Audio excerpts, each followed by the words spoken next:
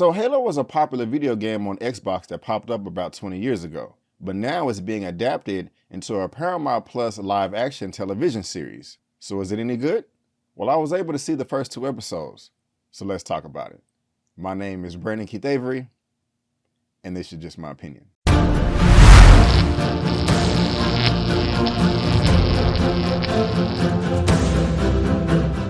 Hey, what's going on, everyone, and welcome back to another episode of Just My Opinion. Thank you so much for tuning in. I really do appreciate it. And with this one right here, guys, we're talking Halo on Paramount Plus, non-spoilers review for episodes 1 and 2. And this is your first time finding me and you happen to like the video, please give me that thumbs up and consider subscribing. All right, guys, so like I said in my intro, Halo is a very popular video game that popped up on Xbox around 20 years ago. That was right when I started my freshman year in college, and I did have an Xbox at that time. And guys, I was all over this video game. I mean, there was countless nights to where I was in my dorm, North Texas, shout out Kerr Hall. If you was there, you already know. We was up all hours of the night, all in the morning, playing the first person shooter, playing the campaign, all types of stuff. It was just that multiplayer was legendary. It was just as good as James Bond on N64 back in the 90s. I mean, Halo was one of my favorite games out there. So going into this TV series, my expectations were high. When I first saw the trailer, I was like, man, this looks fantastic. I mean, this looks beautiful. It looks just like the game. I don't even care if they changed much about the story or the plot or whatever, but it looks great. And we also got Bokeem Woodbine in the trailers as well, so that made me even more excited. And then I found that Steven Spielberg was attached to this, that he was actually the creator and producer, and not just a producer like, you know, he made a phone call here and there. Like, no, Steven Spielberg, like the Steven Spielberg, one of the best filmmaking directors, producers of all time, actually was like 10 toes deep down into this in the trenches, making sure that this popped off right. I mean, he hired everybody. I just heard that he was just so involved. But before I get into all my likes and dislikes, let me tell you exactly what this is all about. Aliens threaten human existence in an epic 26th century showdown TV series based on the video game Halo. Guys, I ain't gonna waste no time. I love this series. I love these first 2 episodes. It is off the chain. I mean, seriously, guys, I loved it. I really can't even think about anything wrong with the series so far. I mean, I can probably nitpick a few things here and there, but let's go ahead and get into it. And let's just start out with, no, I don't want to start off with the nitpicks. Let's just start off with the good stuff. First of all, the world building. And this is not just world building. This is universal space building, galaxy building. I mean, we have the humans, and like, you know, if you've never gone, first of all, if you've never heard of Halo before and never played the game, that is A-okay. You can go into this completely fresh, not knowing anything, and you will be able to relate. You will be able to understand and follow the stories and the character and the plot just like that. It is very, very easy. Every time they go to a new system, a new location, a new planet, they take the time to easily put the subtitles at the bottom of the screen so you can know exactly where you are. Also, the sense of time. This takes place in the 26th century, so the year is 2552. So it's about 500 years in the future.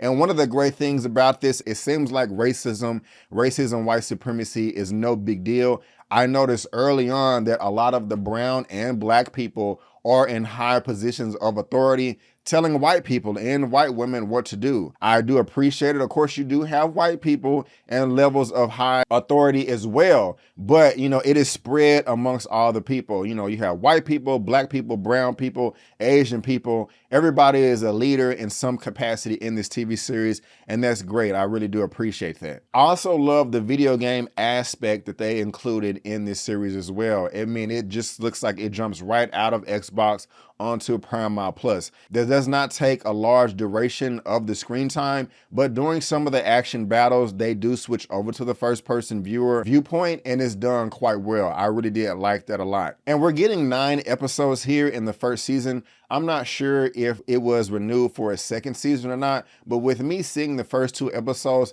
I love the pacing of how they handled each episode and what stories and characters they want to develop in just the first 2. I think they handled that very well, and I can tell that if we're getting 9 episodes just from the first 2 that I saw, that we're gonna get a nice rich story over this whole first season. And let me talk about the Covenant right here. This is a worthy threat. They are very violent. This whole TV series is violent. This is MA rated R. So you may want to put your children aside. This is much more violent than Dune or Star Wars or The Lord of the Rings or anything like that. You know, this is just, you know, another branch off that tree, but just much more violent. I mean, there is blood. They do show aliens shooting humans with plasma cannons and rifles and showing the humans explode with blood splattering everywhere. Throughout the first 2 episodes, one of the main characters had blood splattered all over her face and she never did wipe it off. So it is very violent, and the action is very, very nice as well. I love the way it is choreographed. When you see the alien Covenant race, you got to get out of the way.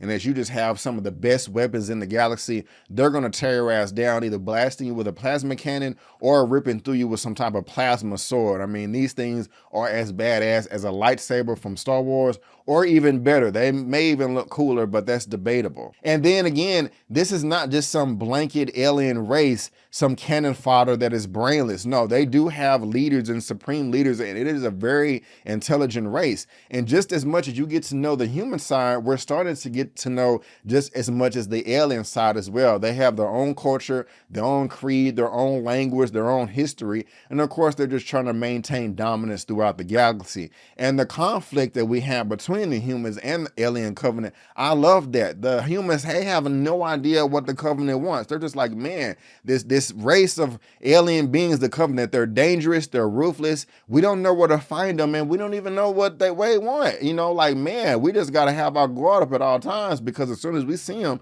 it's time to get on the box. You know what I'm saying? And I love that right there. So I'm really interested in seeing where that's going to take us and develop. But the Spartans are badass. I mean, think of Captain Rogers, Captain America in Marvel, but this is Halo's version of a secret soldier, or super soldier, excuse me. I love that. They look the part, they feel the part. When they're doing action, they are kicking ass. I want to be trained by these people right here. They are able to handle the Covenant quite well, and I can't wait to see all the future action battles that we have. I mean, they're able to punch, kick, jump, leap, shoot, strategize. I mean, whether it's one or a group of 3 or 4 of them, they are a lethal force. And it's just nice to see each of them have a different outfit on. They also have different type of gadgets and weaponry and all that stuff. And they fight as a unit. I mean, one is as a specialty in this area, and it just goes around the circle. And when they're together fighting as one, it is just beautiful to see on screen, and I loved it. And I also love the scale of the characters as well. If you have a human being standing next to a Marine, standing next to a Spartan, standing next to your typical Covenant alien, there is a big size difference, and I love the way they distinguish that across the board. The effects are quite great as well. There's of course a mixture of practical and CGI when it gets over to the aliens. Sometimes when they're up close, when we're seeing their overlords, it's practical with little sprinkles of CGI just to enhance it. But later on in other action scenes, it's clearly all CGI with the Covenant, and it works very, very well for the most part, even with everything else. I mean, when they are 2 characters standing on some set, you can tell behind when they're trying to show how big the universe is, or a planet or whatever, because they're off planet, they're in space. It looks great with the green and blue screen. For the most part, it does look realistic. It does look like their own location, and it's just a beautiful world and system that they created, and I'm very, very excited to be a part of it and learn. And it's just like, it gets your attention. Everything is just so bright and colorful. The cinematography throughout this whole first two episodes was phenomenal. I loved it. And then we got to get to the music and the score. Let me go ahead and just look that up real quick. The series music is being done by Sean Callery.